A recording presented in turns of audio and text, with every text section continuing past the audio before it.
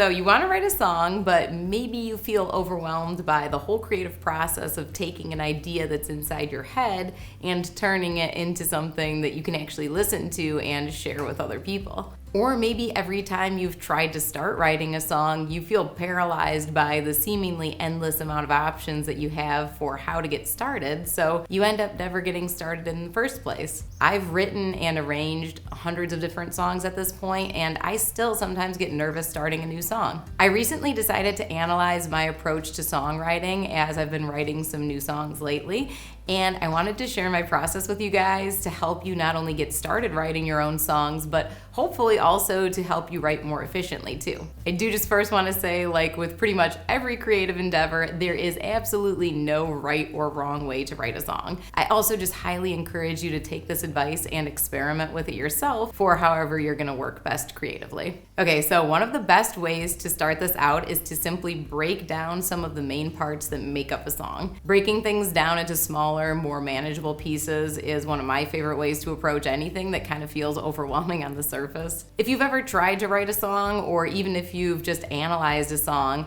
you know that there's a lot of different things going on all at once. The most recognizable part of a song is usually the melody, but beyond that, there are also a lot of other things that make up a song, like the chord progression, the structure, the instrumentation and the way it's produced, and the emotions and story that it's conveying, whether you're using lyrics or writing an instrumental song. Of course, there's always more that you could analyze, but in the spirit of keeping things as simple as possible here, those are the main things that we're gonna focus on. So now that we've broken things down a little bit, I think that any of those main parts that I just mentioned could be a great place to start your song. Some people like to start with the melody, some like to start with a chord progression, some start with a specific sound. Again, there's no right or wrong way to get started, but I personally would recommend starting out by first concentrating on the emotion, vibe, or story that you want to convey with your song. There's a lot of reasons that I like to start like this, but one of the main reasons I feel that this is especially beneficial is that I feel like as soon as you start trying to write a single note of music,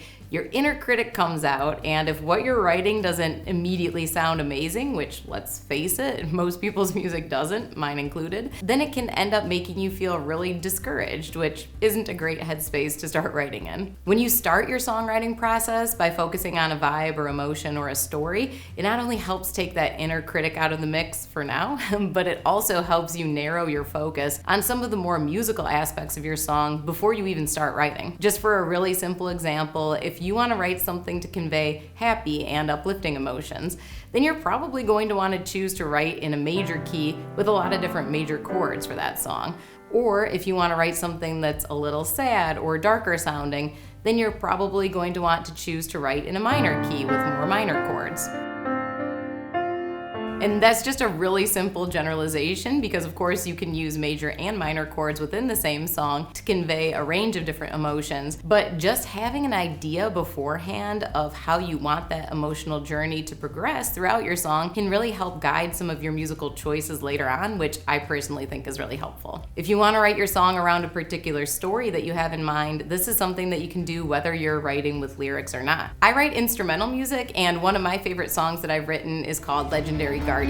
I had this whole video game style boss battle story made up in my head before I started writing this song. Those of you who know me know that I love video games and have been really inspired by video game music since I was really young. But if you're unfamiliar with what a boss battle is, it's just basically a tougher than normal fight against a major villain in the story. So in my song, the first section is where I imagined the setup for the battle taking place. I wanted it to feel desolate and almost hopeless because that's how a lot of these pre-battle interactions start. So because I had that scene in mind, I chose a D minor chord with a slow tempo and minimal melodic movement to try and convey those emotions.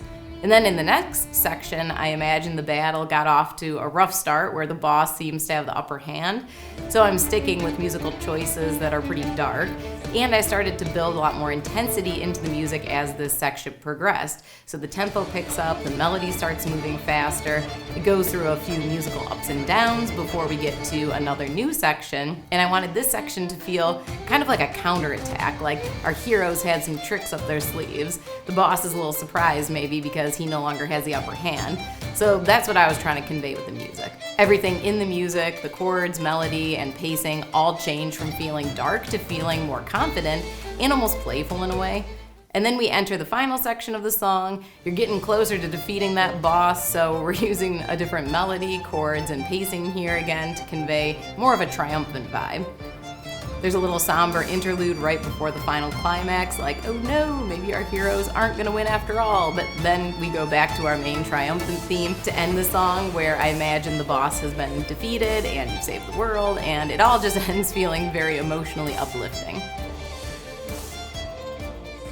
So now that's what I imagined when I wrote this song, but the cool thing is, with instrumental music, someone else might imagine something completely different when listening to it, and in my mind, that's totally fine. This can just be a really great way to help you get started, especially if starting songs is something that you struggle with. Okay, so now that we have that part figured out, a really important next step is to decide how you want to work and what tools you're going to use to write your song. You can really do this however you want to. You can use an instrument, you can work in a DAW with tons of different sounds to play with. You can just use your own voice. You can start one way and then move to another. Again, there's no right or wrong way to do this either. I'm a violinist, but I actually start out writing most of my songs first either on the piano, or sometimes I start writing inside my DAW using a MIDI keyboard. I just switch between those depending on how I want to work that particular day, and my advice is to just use whatever you have available to you that makes you feel the most inspired. I'm just completely self-taught with piano and really just play it for composing and producing, but I usually find it to be the most comfortable way for me to write a song. Also at this stage, make sure that you have a way to record your ideas, whether you're recording inside a DAW or just using your phone. All right, so now it's time to start making some music, and you have a lot of options here as well. You can start with a melody, you can start with a chord progression, you can start with a beat, you can start with a sound. If you're not writing an instrumental, you can start with lyrics, or you can start with something else. It's just really all about choosing whatever you feel the most inspired to get started with and how you're the most comfortable working. My personal favorite ways of starting are either with a melody or a chord progression. I feel like some people have a really easy time coming up with melodies and other people struggle more in that area. As a violinist, melodies were a lot easier for me to write than chords when I first started writing music, because I just wasn't used to playing a lot of chords. It's just not something that most violinists do or want to do very often compared to, playing chords on an instrument like piano or guitar. So you might find that melodies or chord progressions are easier for you to start with depending on your musical background. Trying to come up with a melody out of thin air can be really daunting, so one of my favorite things to do when writing a melody is to first start off with what's called a motif, which is simply a short musical idea. So essentially it's like a little piece or building block of a melody or a theme. One of the most famous examples of a motif that you might be familiar with is from Beethoven's Fifth Symphony. Now, obviously your motif, it doesn't need to turn into an entire symphony, but I find that it's a lot easier to find a melody that you like if you first just play around with a few different notes and rhythms to get a feel for what you like the sound of, and then gradually expand on those ideas to come up with a full melody. I can show you this new song that I wrote recently that I'm planning on releasing soon to show you how I came up with the melody for the verses, because I started out with a motif and then expanded on that idea to come up with the full melody.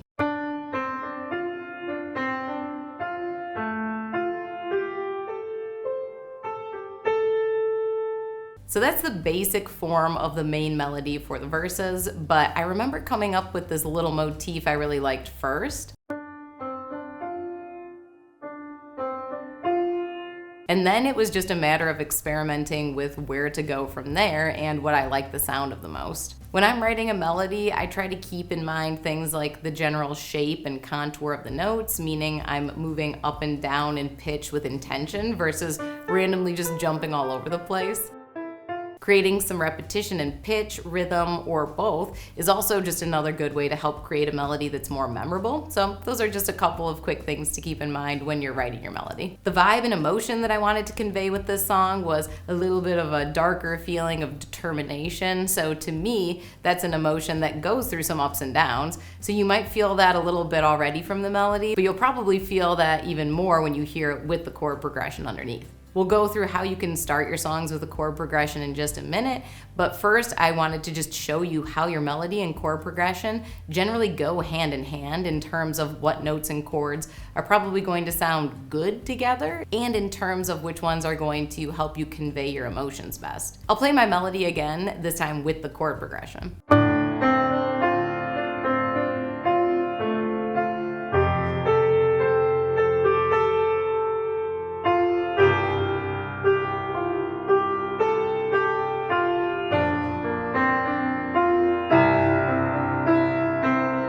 There's definitely some music theory behind why I'm choosing these chords, but more than anything, I subscribe to the if it sounds good, it is good theory, and I really let my ear and my personal taste guide my choices more than anything else. It doesn't mean that my chord progression there is the only one that would have sounded nice, it just happens to be what I like the sound of the best, and that's the cool thing about writing music. It's really up to you to decide what you like the sound of the best. There is a way to approach this though if you don't feel like you can rely on your ear as much, and it's kind of like figuring out the pieces to a puzzle. When you're trying to figure out a chord progression for your melody, take a look at what notes you're using in your melody and see if any combination of them corresponds to a specific chord. Just to use my melody as an example again, I'm only using the notes D, C, F, and A in that first phrase.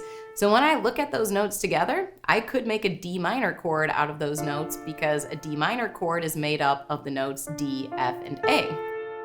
Or I could even make an F major chord out of those because an F major chord is made up of F, A, and C. I chose the D minor chord as my first chord instead of the F major chord because to me that just sounds a little darker and more intense. I actually chose F major as the second chord in my progression then, and you can see the melody in that phrase contains the notes G, A, and C. And to me, this part of the melody sounds a little more hopeful. F major contains F, A, and C, so we've got 2 out of 3 of those notes in the melody there, and I really like the sound of that chord with those notes, especially coming from the D minor. But another chord that could have also probably sounded nice there could have been a C major chord, because that would contain C, E, and G. So again, 2 out of the 3 notes in our melody.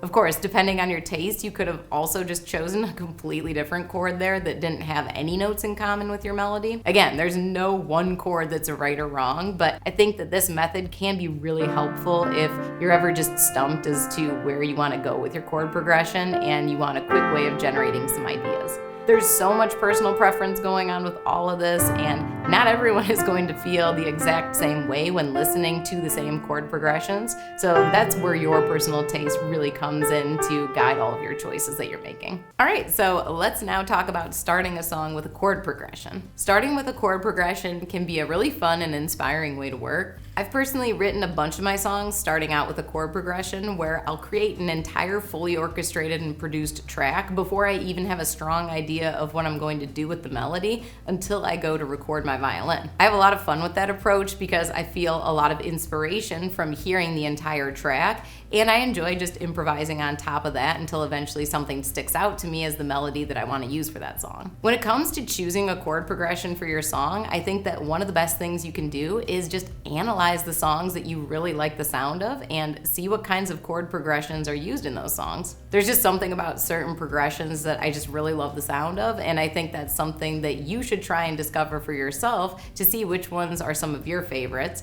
and then you can try writing a song using one of those progressions. Just because a chord progression is popular doesn't mean that you should avoid it. Some progressions are extremely popular because a lot of people just really like the sound of them, and because of that, a ton of the same chord progressions have been used in thousands of different songs. When you start with a chord progression, you can use that same puzzle piece method that we walked through for writing melodies, just in reverse this time. Using that method will instantly help create some guidelines for what notes will sound good within the context of a certain chord. So for example, let's just choose a really popular 1-4-5 chord progression in the key of C major. So in this example, C is the 1 chord, F is the 4 chord, and G is the 5 chord. And if you're unfamiliar with these numbers, it's actually pretty simple. Depending on what key you're in, they all correspond to a different step or degree in that key's scale. So in our example, we're in the key of C major. So the first note of a C major scale starts on C. So that's where the 1 comes in, followed by D as the 2nd degree, E as the 3rd, F is the fourth, G is the fifth, A is the sixth, B is the seventh, and then we're back to C again, just an octave up. So we're using the 1, 4, and 5 chord, which again are C, F, and G. A C chord contains the notes C, E, and G. So let's try playing a little motif on top of that C major chord using those notes, and I'm going to also add the note D in as a little passing note.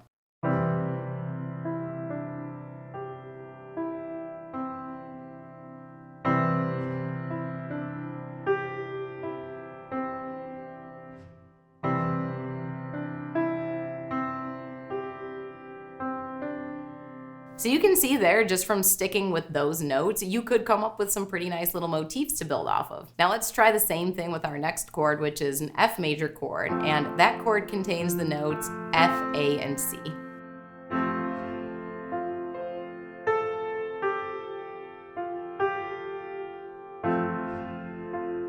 So just playing around a little bit there, you can again hear how that all sounds like it kind of works together. Again, you can go outside of this. Maybe you don't want to use any of the same notes found in your chord progression. Maybe you like the sound of that better, or something even less traditional where your melody isn't even following the same key.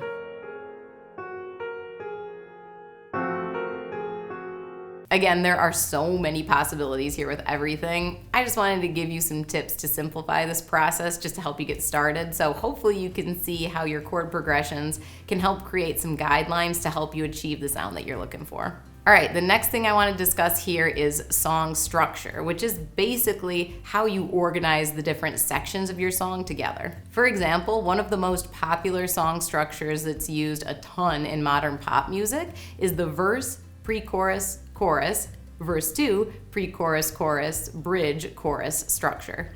You'll also sometimes hear this with an intro and outro added to the ends. For example, Ed Sheeran's popular song Shape of You follows this structure. Another simpler version of that structure is the verse, chorus, bridge, chorus version, also known as ABABCB, where A corresponds to the verse, B corresponds to the chorus, and C corresponds to the bridge. Plenty of popular songs have also been written only using a verse and chorus, just alternating between those two, so basically A, B, A, B, A, B, or something like that. Then there's also just simply an AAA structure, where the main theme just repeats the entire time. The song Time by Hans Zimmer from the movie Inception is an example of that type of structure. The entire song keeps repeating the same melody and chord progression, but it keeps evolving in terms of the complexity of the harmonies and the counter melodies and the production, so that it never feels boring or too repetitive. It just sounds awesome in my opinion. Those are just some examples of popular and familiar song structures, and if you're just starting out with songwriting,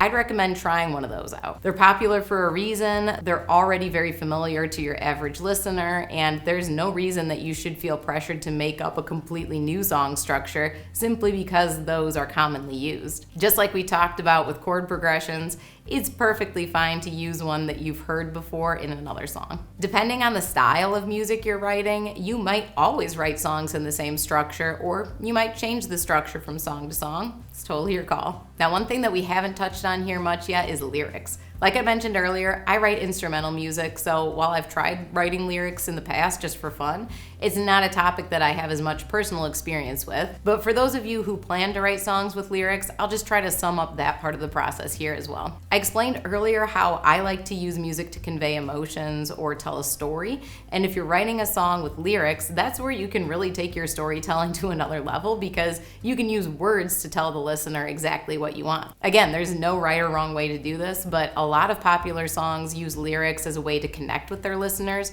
through writing about experiences and emotions that are relatable in some way. You might like to write lyrics that are very literal and very obviously tell your listener exactly what's happening in your song, or you might like to write things in a more ambiguous way that leaves things more up to interpretation. You might feel comfortable sharing your personal experiences and emotions, but if you're less comfortable with that, You can always try a more creative writing style approach and write as if you were a character in a story. That way you can still write about experiences and emotions that are personal to you without feeling like you're revealing too much of your own personal life. If you struggle with finding the right words to get started, try writing down thoughts, words, or phrases that inspire you, and when you're ready to start writing, you'll have this whole notebook of ideas ready to be explored.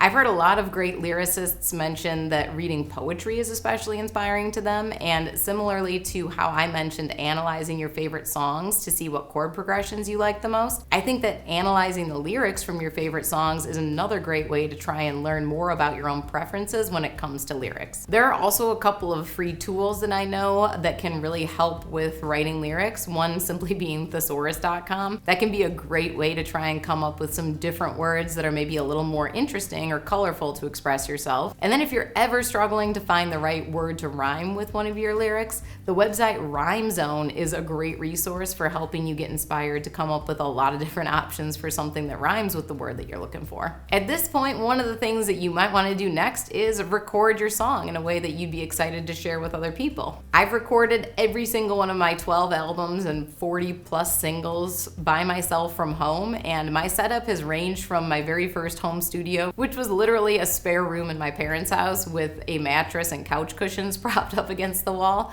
to the room that I'm in now, which is still honestly a pretty simple setup. So if any of you are looking to dive deeper into the world of home recording, I actually offer an online course called Audio Recording and Production Essentials, where I'll teach you how to record professional sounding music from your own home. It's really great, especially for beginners, because I show you what gear you need and how to use it. I show you exactly how I record and edit my violin. I walk you through all the basics of mixing and mastering, and I walk you through arranging and producing one of my cover songs from initial concept to finished song. And if you found the information in this video to be helpful, I cover even more details about my creative and technical process, both for writing my own songs and arranging cover songs inside the course. I've had almost 1,000 people take it at this point, so it's definitely something that I hope you check out if you're interested in recording and producing your own music. You can click the link on the screen here, or you'll also find it in the description below. I hope this video helped you on your songwriting journey. Thank you guys so much for watching, and I'll see you again soon in the next video.